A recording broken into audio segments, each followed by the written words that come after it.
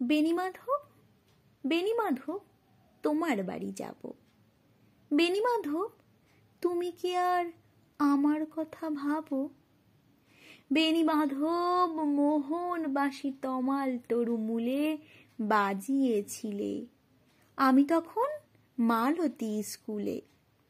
ডেস্কে বসে অঙ্ক করি, ছোট্ট ক্লাস ঘর, বাইরে দিদিমণির পাশে দিদিমণির বর। আমি তখন নবম শ্রেণী, আমি তখন শাড়ি, আলাপ হলো বেণীমাধব, সুলেখাদের বাড়ি। বেণীমাধব, বেণীমাধব, লেখা পড়ায় ভালো, শহর থেকে বেড়াতে এলে আমার রং কালো। তোমায় দেখে এক দৌড়ে পালিয়ে গেছি ঘরে। বেণীমাধব, আমার বাবা দোকানে কাজ করে। কুঞ্জে অলি গুঞ্জে তবু ফুটেছে মঞ্জরি, সন্ধেবেলা পড়তে বসে অঙ্কে ভুল করি। আমি তখন নবম শ্রেণী, আমি তখন 16, ব্রিজের ধারে বেণীমাধব, লুকিয়ে দেখা হলো। বেণীমাধব, বেণীমাধব, এতদিনের পরে সত্যি বলো, সেসব কথা এখনো মনে পড়ে? সেসব কথা বলেছ তুমি তোমার প্রেমিকাকে?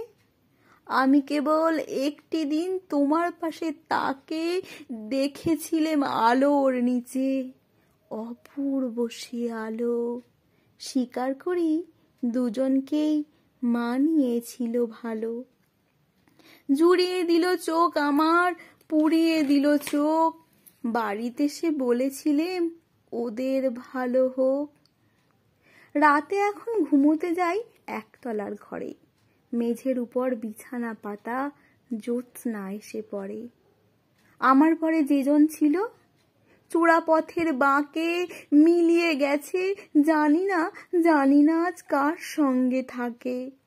আজ জুটেছে, কাল কি হবে? কালের ঘরে শুনি আমি এখন এই পাড়ায় সেলাই দিদিমণি। তবু আগুন বেণীমাধব, আগুন জ্বলে কই? কেমন হবে আমিও যদি নষ্ট মেয়ে হই?